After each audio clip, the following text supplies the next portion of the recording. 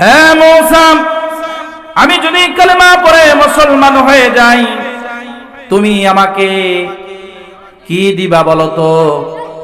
নবী মূসা আলাইহিস সালাম বললেন, তুমি যদি কালেমা পড়ে মুসলমান হয়ে যাও, আল্লাহ তাআলা তোমাকে ক্ষমা করে দিবেন, এছাড়া তোমাকে আরো 4টি পুরস্কার দিবেন, এছাড়াও তোমাকে 4টি কল্যাণ দান করবেন, এছাড়াও তোমাকে আল্লাহ তাআলা 4টি এমন বিশেষ নিয়ামত দান করবেন যা আল্লাহ তাআলা পৃথিবীতে কোনো মানুষকে দান করেন নাই।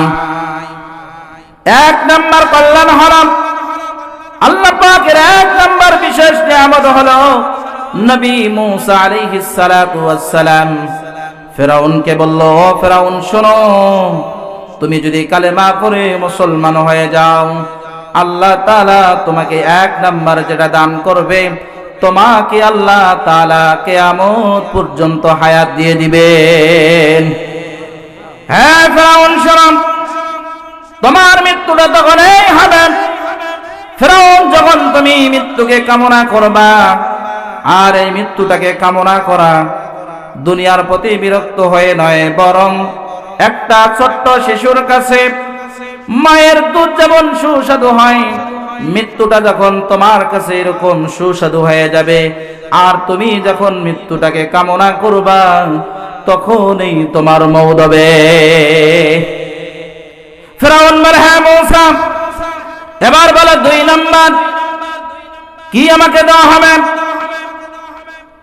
নবী মূসা আলাইহিস সালাতু ওয়াস সালাম বললেন, হে ফিরআউন শোনো, তুমি যদি কালেমা পড়ে মুসলমান হয়ে যাও, তোমাকে 2 নাম্বার যে নিয়ামত দেওয়া হবে।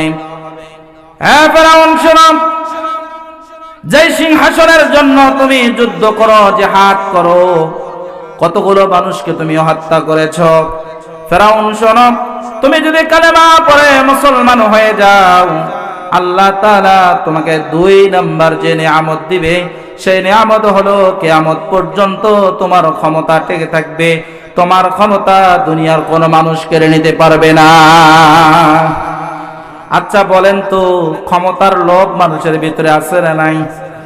এই যে বর্তমান সময়ে নির্বাচন, কথা বলেন ঠিক না ঠিক?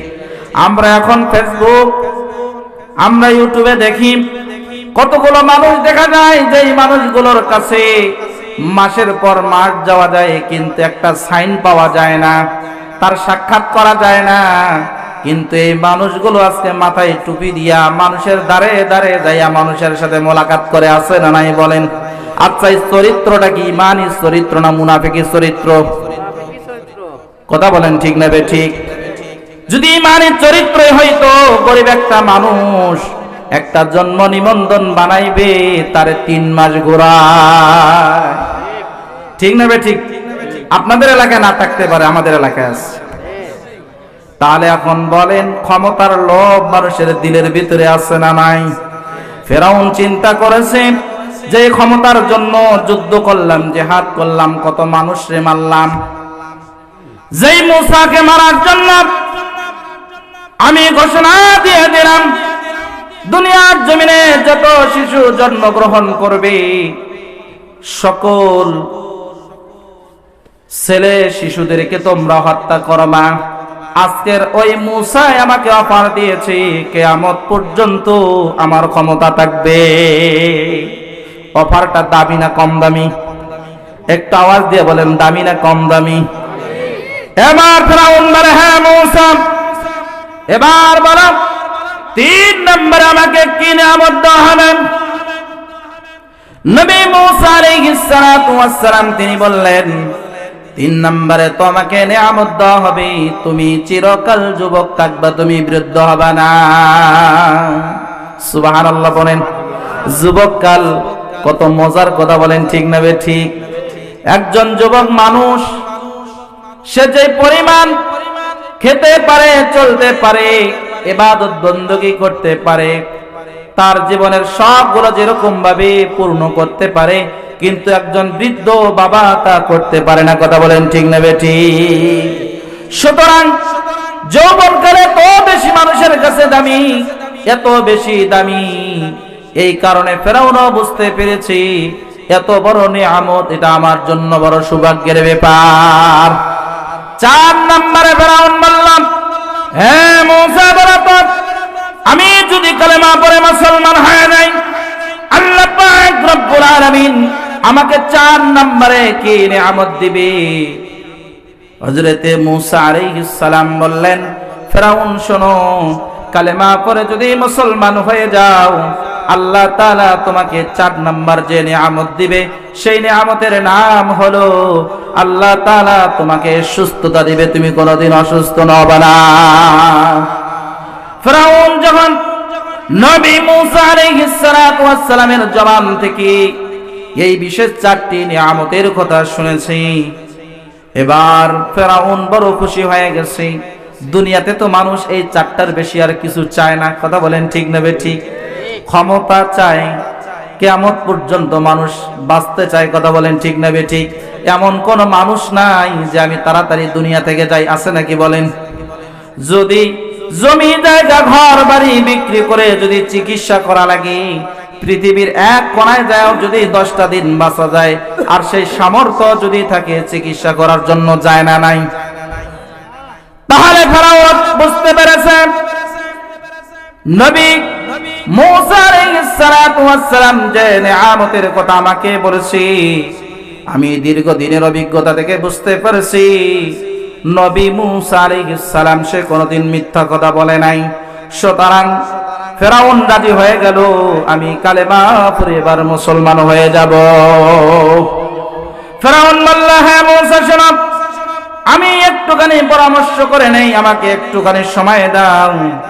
ফেরাউনকে বলল নবী মূসা আলাইহিস সালাম, হে ফেরাউন শোনো, যাও যাও যাও, বাড়িতে চলে যাও, তুমি পরামর্শ করো। তবে শুনো, পৃথিবীর মধ্যে যার সাথে তোমার মন চায় পরামর্শ করো, কিন্তু কেবলমাত্র একটা মানুষ যার নাম হলো হামান, তোমার মন্ত্রী, তার সাথে তুমি পরামর্শ করো না।